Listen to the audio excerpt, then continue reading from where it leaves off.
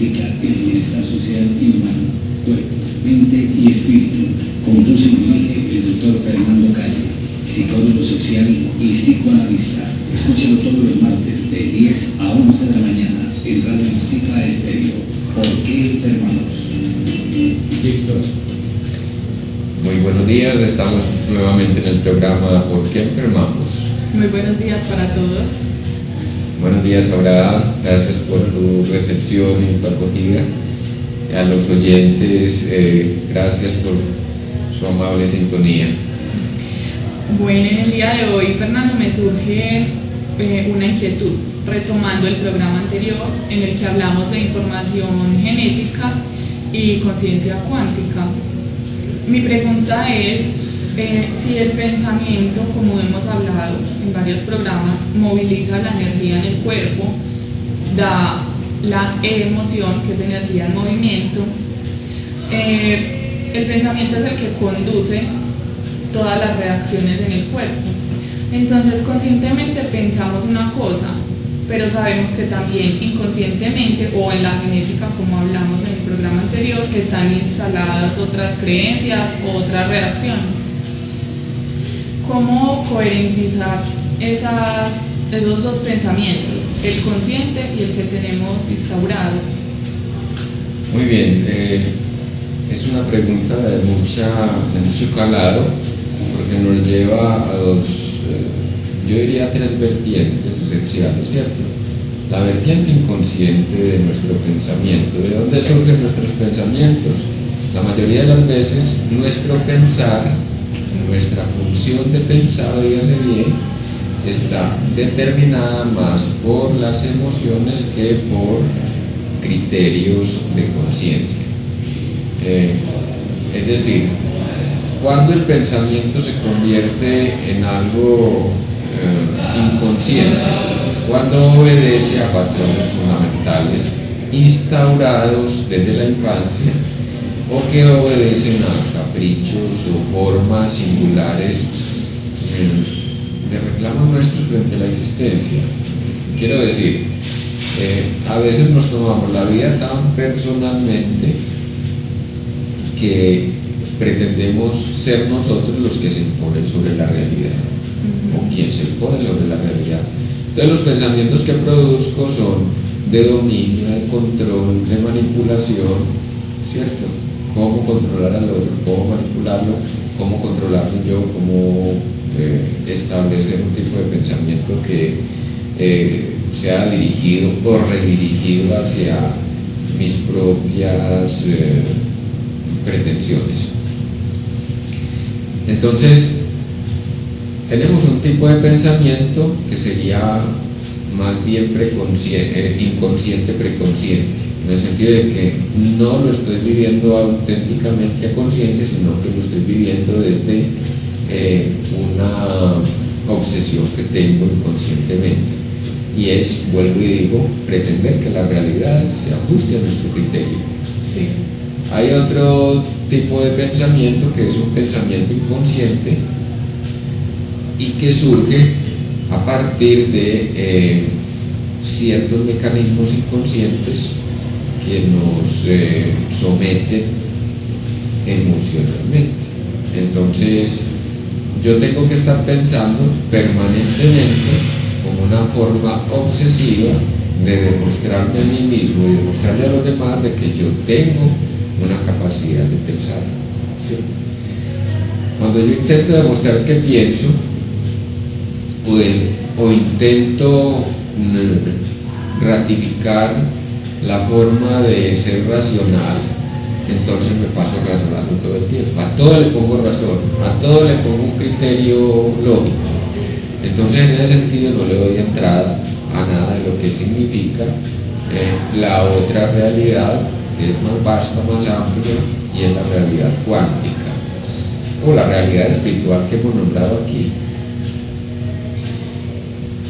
Hay otra, hemos nombrado aquí también, un tipo de pensamiento que por ser inconsciente es más bien justificatorio de nuestros mecanismos y nuestras emocionalidades profundas, ¿cierto? Entonces, intento a través del pensamiento darle una lógica a aquello que hago, de tal manera que utilizo el pensamiento para justificarme y no para construir realidad. Estoy justificando por qué hago esto, por qué hago aquello, por qué hago lo demás allá. Una cosa es comprender, oígase bien, una cosa es comprender la realidad y otra cosa es justificar la realidad, mi propia realidad. Cuando actuamos de manera justificatoria, casi siempre estamos tratando de salvar una imagen ante nosotros mismos y ante los demás. Pues lo que intento es que reconozcamos a través de la observación de nosotros mismos cuándo es que estamos buscando la justificación, cuándo mi forma de proceder actúa o es consecuente con el que dirán. Para que no digan, entonces hago tal cosa. Para que no piensen, entonces hago tal otra. Para que no vayan a creer, entonces hago o pienso aquello o esto o lo más allá. Lo mismo es con nuestro mundo interior. O sea, finalmente cuando yo digo para que no piensen, para que no digan, para que luego no critiquen, para que luego no vayan a creer, soy yo mismo quien está poniéndose en los demás. Finalmente soy yo quien está criticando, quien está pensando lo que creo que el otro podría pensar mal de mí. Entonces son las identificaciones, o sea, la identificación con lo que yo pienso que debería ser. Exacto. Tengo un modelo de sujeto, ¿cierto? El modelo de sujeto se supone que yo tengo que alcanzarlo para ser admirado, admirable y hacerme reconocer frente a los demás. Y luego sé que no voy alcanzando esos niveles. O sea, una parte mía sabe que en el fondo es demasiado crítica, que en el fondo no se acepta, que en el fondo carece de todas las virtudes que intenta proyectar. Entonces hace el montaje de la mentira sobre sí mismo, de que es esto, es aquello, es lo de más allá. Y luego proyecta esa misma relación consigo mismo en el entorno y busca entonces que sean los demás los que digan, piensen o crean de él esto o aquello. Estamos diciendo con esto entonces que en esa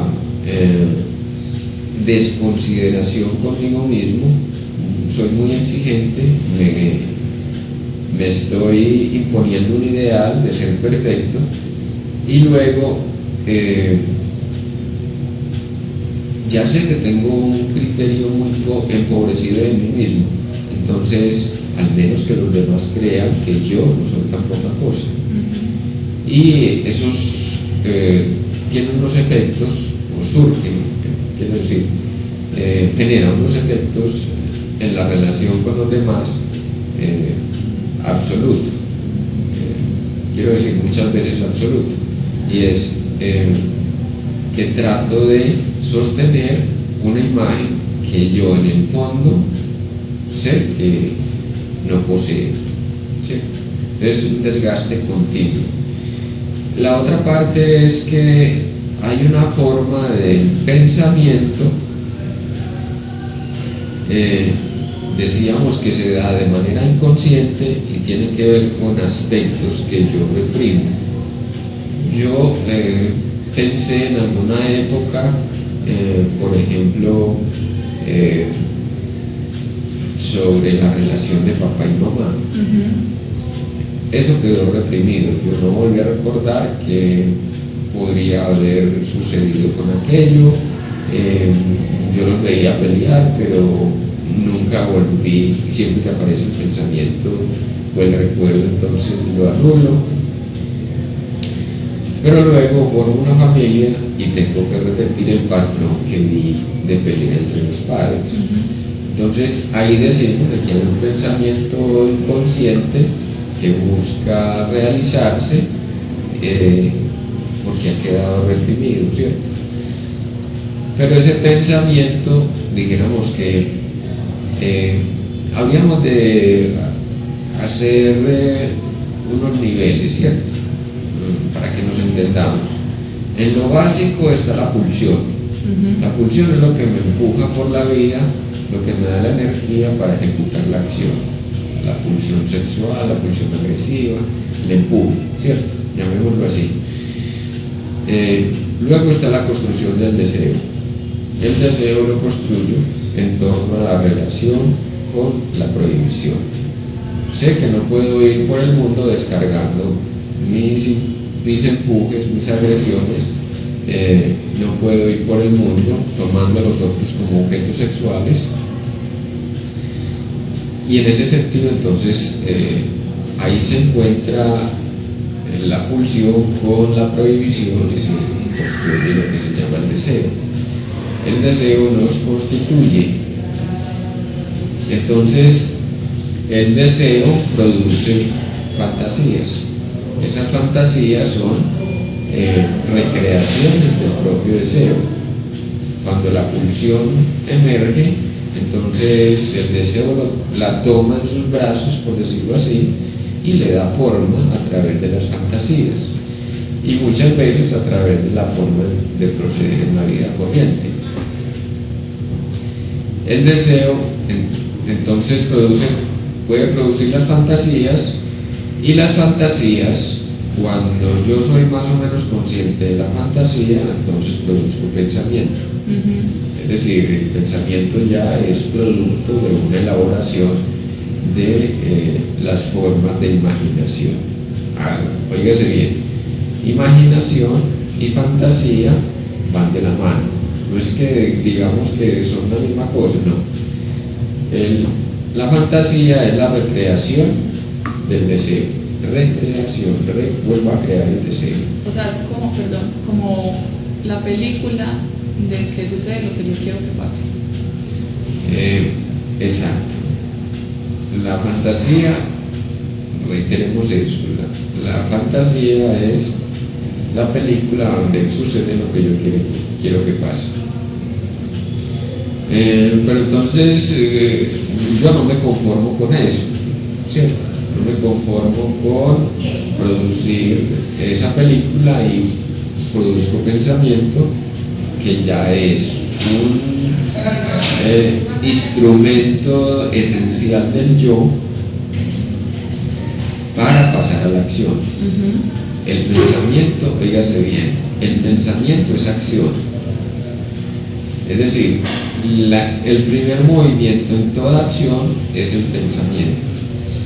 Pero si yo vivo bajo la condición del dominio de los patrones inconscientes, entonces lo que llevo a la acción son actos, digámoslo, espúreos, actos contradictorios, actos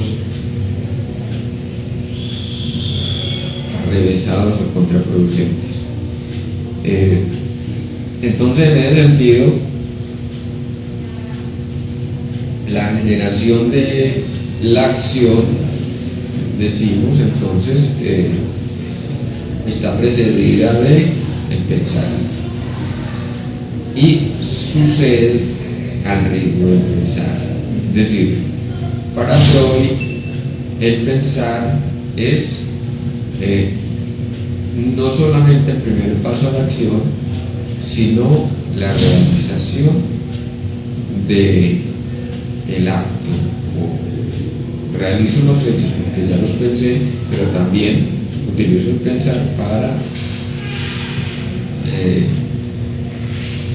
rectificar y ir direccionando lo que intento hacer, ¿cierto? ¿En qué sentido es que lo quiero construir?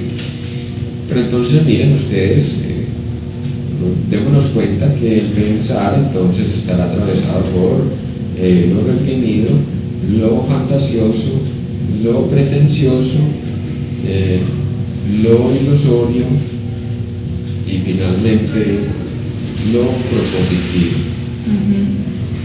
¿Qué es lo que intentamos a través de estos programas? Intentamos contarle a cada uno de los oyentes de que podemos modificar nuestro pensar y utilizarlo realmente como un instrumento de acción que permita producir en nosotros la magia. ¿Cuándo logramos la magia? Entonces ahí viene la aplicación de unos elementos que son elementos de mucha actualidad, que es, oígase bien, la magia es el empleo de los flujos de energía del universo a nuestro favor. Sí. La magia sucede porque yo estoy articulado, coherentizado con mis expectativas, con mis propósitos en relación con la totalidad. Y la relación con la totalidad parte de la relación conmigo mismo. Pero entonces dijéramos, Viviana, con tu intervención inicial, dijéramos que hay dos situaciones que generalmente producimos, ¿cierto? Primero, hay que coherentizarse. ¿Por qué? Porque puedo estar respondiendo a tres tipos de patrones. El patrón que me marca la herencia, que obviamente ya decíamos que es un factor genético. Entonces, y yo diría un poco más atrás, ¿cierto? El patrón que me marca, por ejemplo, el movimiento planetario, o el patrón que me marca el movimiento Tierra-Luna. Sabemos que en el tiempo de luna llena, pues suben las mareas, ¿cierto? Sí. Pero eso también tiene que ver con la cosecha. Si yo siembro creciente, como decía mi papá, el maíz se nos va en un varijón. O sea, no produce mazorca, sino que nos va en un varijón, y no produce, la mazorca que produce, quiero decir, es pequeña y escasa, pues, como en producto. Pero si siembro en menguante, entonces voy a tener un resultado diferente. Lo mismo pasa para los seres humanos, ¿cierto? Hay personas que están tan sometidas a las variaciones lunares que tienen que salir a aullar el día de luna llena. O sea, su determinación hormonal está tan determinada por los ciclos lunares que repite un patrón y no sabe por qué lo repite, por qué lo hace. Que aquí también podríamos hablar de inconsciente colectivo. Dándole como, bueno, no es mi decisión o no es lo que yo elijo, sino que son los factores externos o las personas externas o ideas externas que dirigen mi conducta. Exacto. Nosotros decimos de que no hay inconsciente colectivo, pero el sujeto está colectivizado cuando no toma sus propias determinaciones, cuando no es consciente de sí mismo ni sabe cómo coherentizarse. Es decir, ¿qué quiero yo de mi vida? ¿Cierto? Si yo no decido, el colectivo decide por mí, el sistema al cual pertenezco decide por mí. Si yo no he decidido constituir mi propia empresa y lo que hago es buscarme el trabajito para la supervivencia, entonces estoy sometido al sistema económico que me impone 8 horas de trabajo, me exprime hasta la última gota y yo estoy descontento porque no tengo buena paga y porque además lo que hago tal vez no me gusta o no me gusta del todo.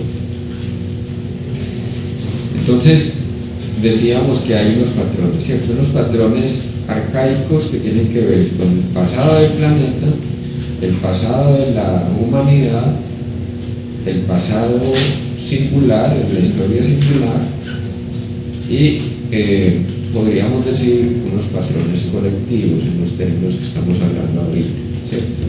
unos patrones culturales propiamente dichos, es decir, una forma de proceder. ¿A qué nos referimos con los patrones culturales?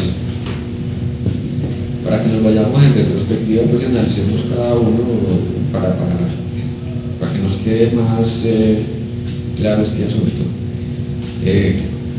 Los patrones culturales es: todo el mundo va a misa, yo tengo que ir a misa, y si no voy a misa me siento excluido, ¿sí? Siento que yo no encajo con los demás. El patrón singular: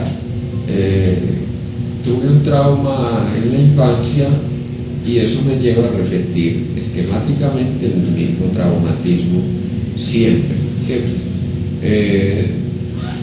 Por decir, me sentí abandonado, entonces busco quien me proteja, o busco compañía, y mi realización disque amorosa es encontrar a alguien con el cual compartir la vida, porque no podría vivir solo, ¿cierto?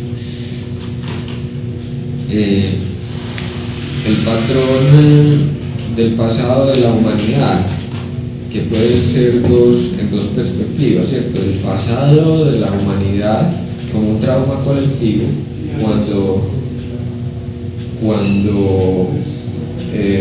han sucedido la cantidad de tragedias que han sucedido en Colombia, por ejemplo, hay patrones de violencia que se repiten y se reproducen de generación en degeneración.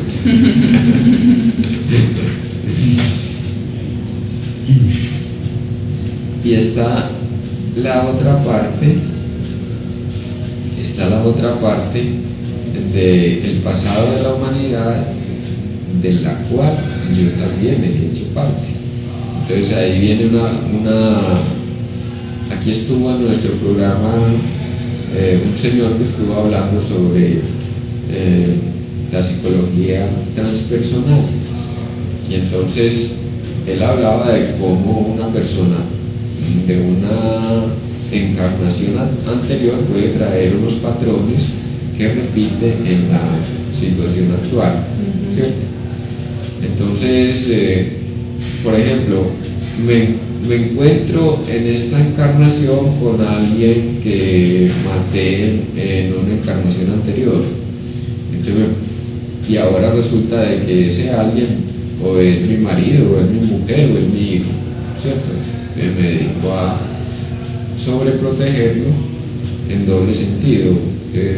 Puedo imponerle mi criterio a como de lugar, porque se supone que yo tengo que salvarlo de no sé qué cosa, no sé por qué lo tengo que salvar, pero tengo que salvarlo.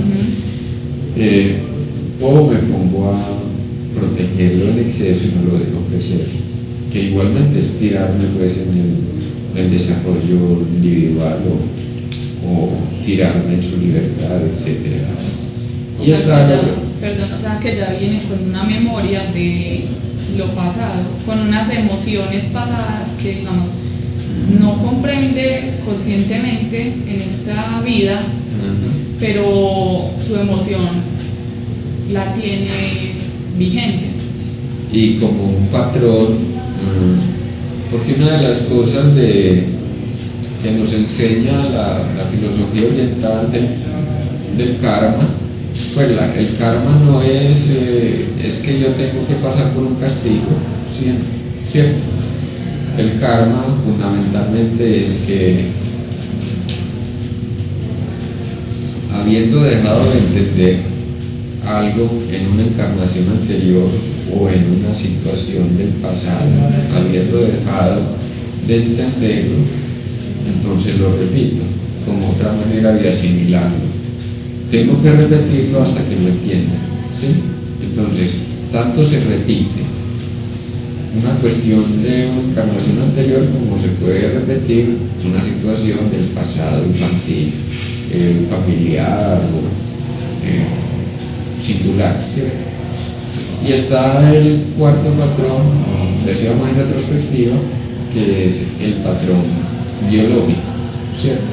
El patrón biológico, por ejemplo, puede ser el patrón de la reproducción. Yo tengo que reproducirme a como de lugar porque la vida me reclama en ese criterio reproductivo. Cuando, por ejemplo, vivo la capacidad reproductiva como algo consciente, entonces expando la conciencia y es otra manera de reproducirnos. Lo hago conscientemente, reproducirnos. La idea es que reproduzcamos ahora, y lo que hacemos a través de estos programas es reproducir una forma de ver el mundo y reproducir con ustedes un conocimiento que nos permita vivir mejor, ¿cierto? Esos conocimientos que nos permiten ascender en la escala de transformación singular y colectiva. Entonces ya viene la reproducción, ya fue la genética como tal, sino que la genética aquí cobra un carácter sublimatorio. ¿Qué es lo sublimatorio? Se metaforiza y a la vez me lleva por un nivel ascendente que tiene que ver con lo sublime, con lo que genera un tipo nuevo de placer que tiene que ver con lo sutil. Lo sublime es un placer que corresponde al campo singular de lo sutil. Yo ya no me gozo en mi sexualidad carne a carne, sino me gozo en mi sexualidad con la expansión de la conciencia, ¿cierto? Y hablando, o bueno, lo que hemos hablado, que somos seres sensibles, entonces la sexualidad también se vive desde el respirar, comer. Exacto. O puedo vivir mi sexualidad desde la telepatía. Ya hablamos de cosas absolutamente sutiles, ¿cierto? Entonces, bueno, son múltiples las experiencias que podría comentarles, pero puedo alcanzar a alguien a través de la energía y ese acto de alcanzarlo telepáticamente me da placer, ¿cierto? ¿Por qué? Porque me estoy compartiendo con alguien y vivo una excitación somática y psíquica que nada tiene que ver con la descarga sensual de la vida ordinaria, ¿cierto? Igualmente con el asunto de la clarividencia. Entonces, bajo información del futuro, la clarividencia es la capacidad de bajar información del futuro y convertirla en algo aplicable en la vida corriente. Entonces, ahí viene la capacidad premonitoria, que en el buen sentido nos puede servir para transformar la realidad. La premonición, algunos charlatanes se la han tomado como una sentencia para quien baja la información. Es que a usted le va a pasar tal cosa y nosotros decimos, bueno, si va a pasar algo, usted puede modificar desde ahora eso que podría pasar. No, que es que usted se va a morir. No, se podría morir si sigue, quiero decir, sin modificar el patrón que ahora está determinando su estado de cáncer. Santiago Ramón y Cajal dijo una frase: todo hombre puede ser, si se lo propone, escultor de su propio cerebro, que resume lo que estamos hablando. Es proponernos o hacer conciencia de que queremos transformar esos pensamientos que le indican al cuerpo cómo reaccionar. Entonces se transforma toda la genética. Muy bien. Yo quiero saludar antes a una radioescucha que ahorita nos está sintonizando, Delma Casimiro da Silva, de Curitiba, Brasil. Qué lindo que nos estén escuchando en otras latitudes.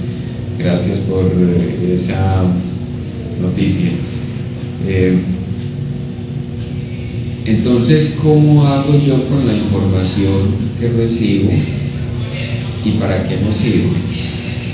¿Para qué me sirve la información que estoy recibiendo? Para transformar mi pensar. Y entonces aquí decimos, es urgente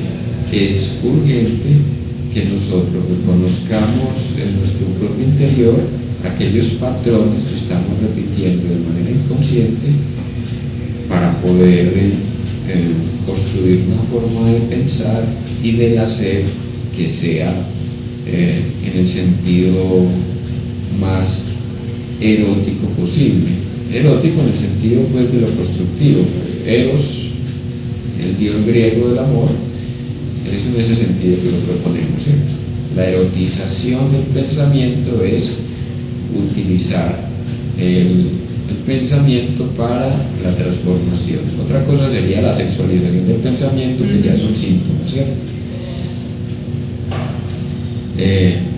Para que lo aclaremos de pasón, la sexualización del pensamiento es que yo utilizo el pensamiento de una manera constante, pero no logro cristalizar nada de lo que pienso.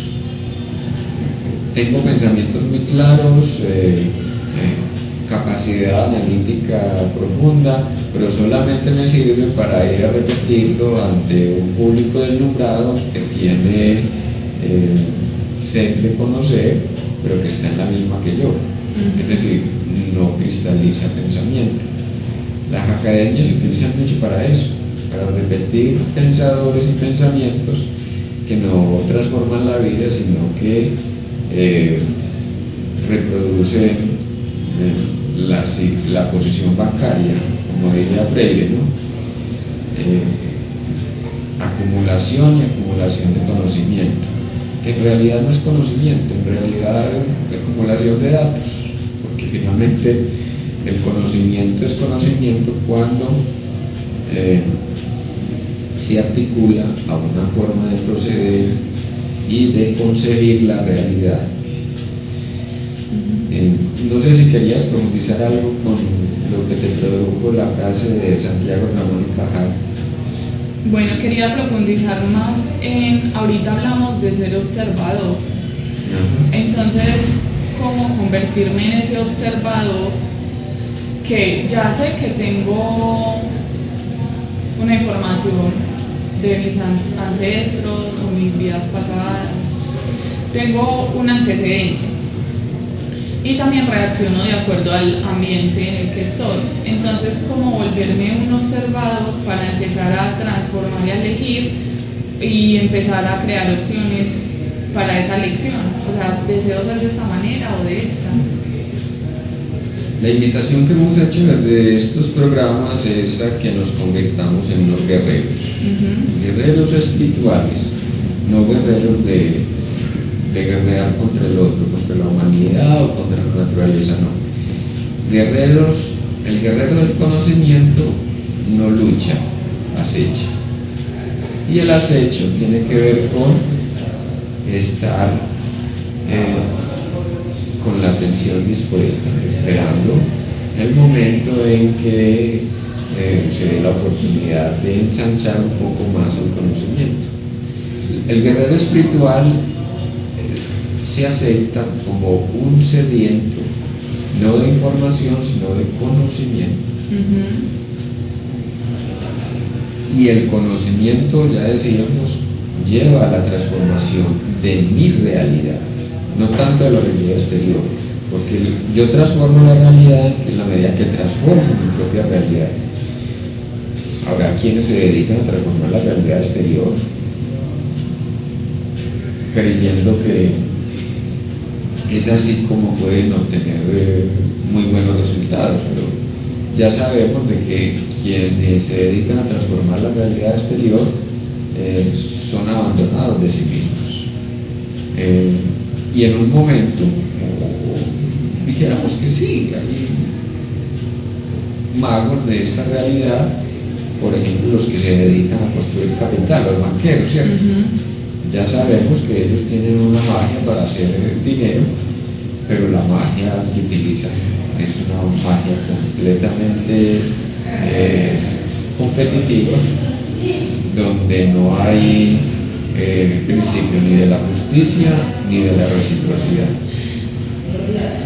Utilizar al otro, esclavizar al otro, y pues ya sabemos que si uno esclaviza al otro, es esclavo del otro, es esclavo de quien esclaviza. El amo es esclavo del esclavo. ¿Por qué? Porque solo a través del esclavo puede darle continuidad. Fíjese bien, el amo es esclavo del amo porque solo a través de la entrega al esclavo es que puede darle continuidad a su dominio y control sobre el esclavo. Si el esclavo muere, desaparece el amo y el amo queda convertido en un esclavo de la búsqueda de otros esclavos o a quien someter para seguir, diríamos de una manera chocarrera, para seguir ordeñando, ¿cierto? ¿A quién voy a esclavizar hoy? ¿A quién voy a someter? ¿A quién voy a explotar? ¿A quién pongo a trabajar para mí? ¿No? Entonces miren ustedes, finalmente el esclavo que funge de amo, más que esclavo, para ir un poco más hondo, más que esclavo del esclavo, es esclavo de sus propias pasiones. Entonces, estoy atento, para que pongamos el ejemplo en el sentido de lo que estabas proponiendo, estoy atento a cada cosa que ocurre conmigo. Y una de las cosas que ocurre, por ejemplo, en la relación amo y esclavo, es si yo quiero esclavos, es porque yo de alguna manera me siento esclavo. Si yo exploto a los demás, es porque yo me sentí y me siento de alguna manera explotado. Si yo tengo que mentir, es porque me estoy mintiendo a mí mismo. A quien primero miento es a mí mismo, ¿sí? Entonces miren, saltamos de la relación con el otro, de la relación con el mundo, a la relación consigo mismo. Les estamos contando con esto de que una manera de la liberación, de construir una real liberación de nuestro propio interior, es convertirnos en acechadores de nosotros mismos. Y ser acechador de nosotros mismos, vuelvo y digo, es estar atento a los movimientos emocionales y a la relación que yo sostengo con el otro. Por ejemplo, si yo me hago necesario para el otro en la relación amorosa, busco a alguien que se haga dependiente de mí, alguien a quien mantener, entonces yo soy el necesitado. Oígase bien, no es el otro el necesitado soy yo. Y estoy queriendo poner en la condición de necesitado a alguien para creer que es mediante el otro que justifico mi existencia. No estoy reconociendo mi propia necesidad, que puede ser de otra índole, ¿cierto? Mi necesidad de compañía me puede llevar a adoptar una mujer o un hombre en mi vida para que cumpla la función de ser compañía. Yo estoy urgida o urgido de ser acompañada. Entonces lo tomo en desventaja para que se someta más fácilmente a mi necesidad. Sí. ¿Cómo está? Entonces, el asunto, el criterio fundamental del acecho es cómo venir en el espejo del otro, cómo venir en el espejo y la relación que sostengo con los demás. La enfermedad psíquica parte mucho de allí, ¿cierto? Demos por caso, yo me relacioné toda la vida con una mujer por necesidad.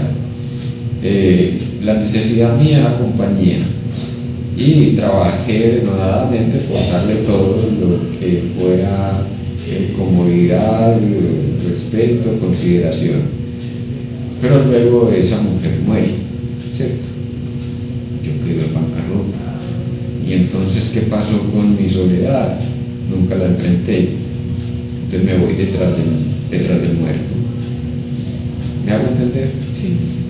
Produzco una enfermedad que rápidamente me lleve a buscar el alma de quien he perdido. ¿En qué quedamos? En una situación de repetición, porque entonces la ley del karma que nos dice que volvemos aquí a repetir aquello que no hemos solucionado. Fíjese bien, volvemos aquí a repetir aquello que no hemos solucionado. Lo mismo nos pasa en la vida diaria. Si no hemos solucionado la relación de hostilidad con nuestros padres, lo que hacemos es tener hijos para que nos odien. ¿Me hago entender? Y luego nos pasamos la vida lamentando porque le dimos todo a los hijos y esos hijos pues, se fueron temprano de la casa, no nos agradecen, no nos volvieron a hablar, nos tiraron en el asilo, qué sé yo. Entonces, miren, desde donde me relaciono es otro de los criterios, para acecharnos a nosotros mismos. ¿Desde dónde me relaciono? Me relaciono desde la necesidad, me relaciono desde la capacidad de dar, ofrecer y recibir, me relaciono desde la capacidad de entrega, me relaciono desde la capacidad de disfrute. Bueno, también es contarles pues, de que hay 4 tipos fundamentales de amor, ¿cierto? O sea, yo me relaciono por 4 cosas. Por necesidad, ¿cierto? Me puedo relacionar por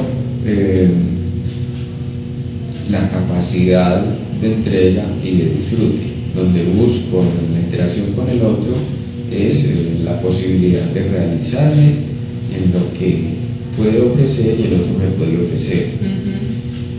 Me puedo relacionar desde el conflicto, ¿cierto? Es muy parecido lo que pasa con la necesidad, porque me relaciono ya desde el conflicto, en el sentido de que necesito al otro para repetir el conflicto que ya viví.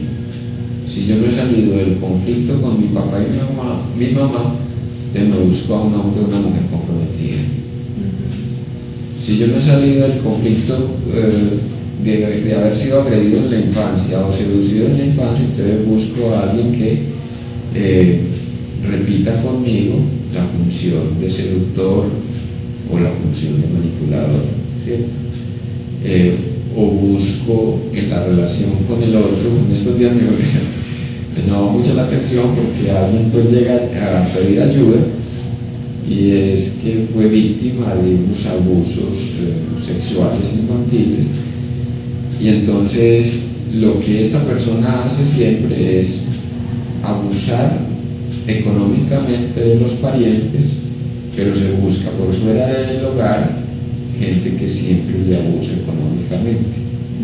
Entonces me mantiene en un círculo, pues en una posición de abusar. Exacto. Entonces a los parientes les niega toda posibilidad económica o es cicatero. Y con los vecinos, con la gente que va conociendo, la gente que trabaja en sus propiedades, siempre se asegura de alguien que lo puede abusar o que lo termina abusando, ya porque le roba, porque lo extorsiona, en fin. Entonces, de la condición de ser abusado sexualmente pasó a la posición de ser un abusador, ¿cierto? Y está el otro tipo de amor, que es el amor amical, el amor filial, ¿cierto? Donde ya la relación con el otro la reproduzco por reflejo, es decir, busco en el otro una parte de mí y amo en el otro aquello que el otro me refleja. Entonces uno puede buscarse una pareja que le refleje, por ejemplo, una masculinidad que uno no permite, o que le refleje la feminidad que uno no se permite. Y solamente la puede aceptar en condición de ser un otro quien la realiza, pero a la vez la degrada. En la relación la relación macho-hembra, ¿cierto? La situación occidental siempre se degradó a la mujer hace 2000, bueno, son 3200 años más o menos que se viene degradando a la mujer en Occidente. Entonces me relaciono con la mujer para que represente mi feminidad, pero a condición de que se deje de degradar de mí, ¿cierto? Entonces la degradación puede surgir porque la trato como la puta, o la perra, ¿cierto? O la trato como la mantenida, o la trato como la abusada, ¿cierto? Es decir, tengo que abusarla por un factor u otro, un factor económico, por ejemplo, me hago mantener de ella, o yo gano dinero, pero ella es la que sostiene la casa a pesar de que compartimos vida marital. Entonces, les estoy contando con esto que de acuerdo a cómo nos relacionamos, ¿sí? De acuerdo a cómo nos relacionamos también es un criterio de observación, ser observadores de nosotros mismos. Entonces, volvamos, tú decías de ser observador de sí mismo, yo como un experimento de mi propia existencia, pero a la vez como hacedor de mi propia existencia. Sí. Entonces, no es ser observador en el sentido de dejo pasar, sino en el sentido de qué hago con lo que observo. Entonces, diríamos que damos el salto del observador al experimentador. Nuestra vida es un experimento. Estamos experimentando con la condición de ser humano. Es decir, vinimos aquí a experimentar la relación con la condición de lo que significa el ser humano. Yo como ser humano, cómo me sitúo frente a la realidad y cuáles son los factores que atraviesan un ser humano. Y entonces me parece como más preciso, dijéramos, desde el punto de vista del chamanismo y de la concepción espiritual, es el acechador de sí mismo. ¿Por qué? Porque el observador se ha entendido en el campo de la experimentación científica de que habría de quitar toda subjetividad de la interpretación del experimento, ¿cierto? El experimentador, desde la física cuántica, para dar el salto allí, el experimentador, ya sabemos que el observador es un experimentador. El observador, como experimentador, modifica la realidad que observa. Cuando yo observo una realidad, ya la estoy modificando. Entonces, me parece que para el punto de vista de la dinámica que se produce, es entrar nosotros como acechadores, y en ese sentido somos protagonistas de lo que significa yo como experimento y yo como forjador y transformador de mi experiencia vital. Entonces sería observador que va a experimentar, que es un experimentador comprendiendo que vinimos fue a eso, a acumular experiencias y a ensayar, mirar cómo es esto, mirar cómo es aquello, porque entonces así considero yo que se quita la carga de la culpabilidad o de juzgar porque no soy así, porque no tengo esto como esta persona, porque toda esa carga emocional que se ha venido dando por no ser o no alcanzar un ideal. Exacto. Entonces quitarle eso del observador, pues también ha sido como una manera de darle alcance a la función desenjuiciante. Es decir, nosotros los seres humanos enjuiciamos la vida y nos enjuiciamos a nosotros mismos. El acechador no está en posición de juicio, el acechador está en posición de observar y de analizar, ¿cierto? Analizar lo que nos pasa. Entonces, ser protagonista de la propia existencia es aceptar que somos los que elegimos estar aquí. Fíjese bien, aceptar que somos los que elegimos estar aquí. Nosotros elegimos nuestra propia realidad, así fuera inconscientemente, y podemos ser los forjadores de una nueva forma de ser y existir allí donde hay algo que no genera límite, ¿cierto? Que no es vivir enjuiciando. ¿Por qué yo soy así? No, yo soy así, que quiero aprender de esto, ¿cierto? Quiero traer a colación un asunto de que alguien decía que la vida de por sí no tiene existencia, no tiene sentido, exacto. El sentido de la existencia quería decir que no existe, porque el sentido de la existencia está dado en la existencia misma. Y eso es verdad en cierto sentido. El sentido de que yo esté aquí es porque quise experimentarme en esta corporeidad, ¿cierto? Pero también está la otra parte, de que estar en acecho es comprender, y estar en acecho es muy diferente a estar enjuiciando. Cuando yo enjuicio, detengo el proceso evolutivo. Fíjese bien, cuando yo enjuicio, detengo el proceso evolutivo. ¿Por qué? Porque me dedico a enjuiciar, a castigar y todo lo que trae como consecuencia, culpabilizarse, a demeritarse, a quitarse importancia propia.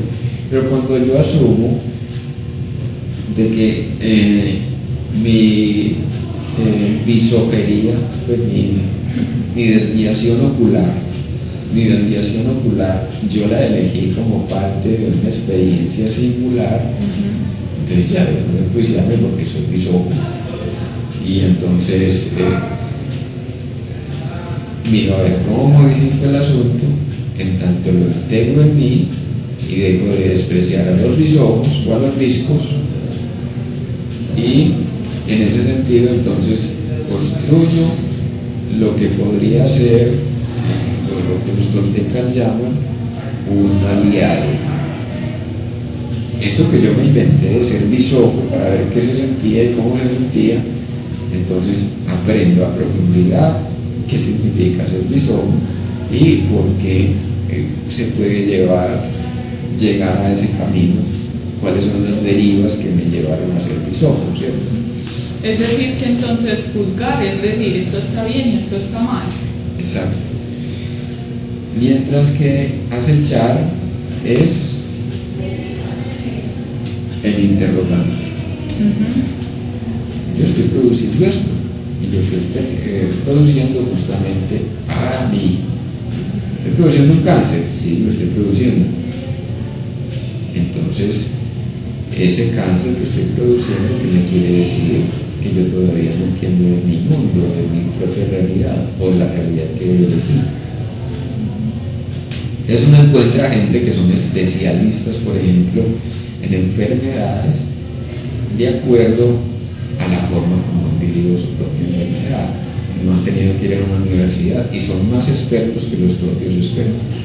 Porque se analizan a sí mismos y lo viven. Porque se han estado observando y han estado sintiendo cómo es que se siente, de dónde puede surgir, de dónde puede venir, y leen en un lado, leen en el otro y finalmente construyen su propio criterio, y en ese sentido se hacen acechadores de su propia enfermedad.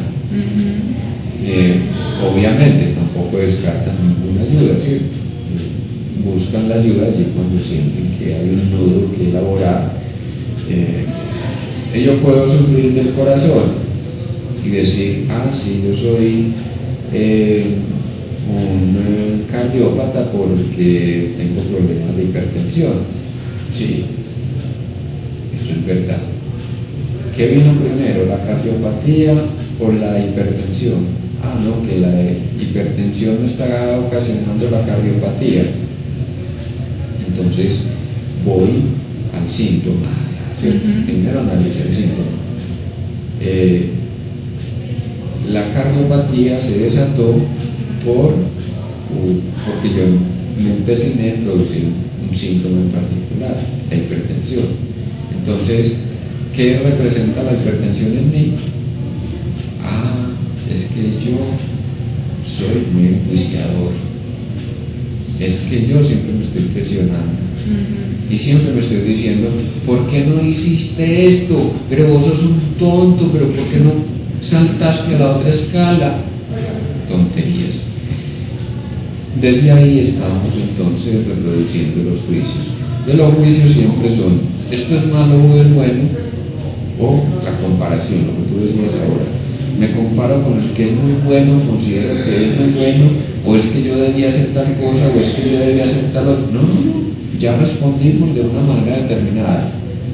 ¿Cómo rectificamos lo que ya producimos?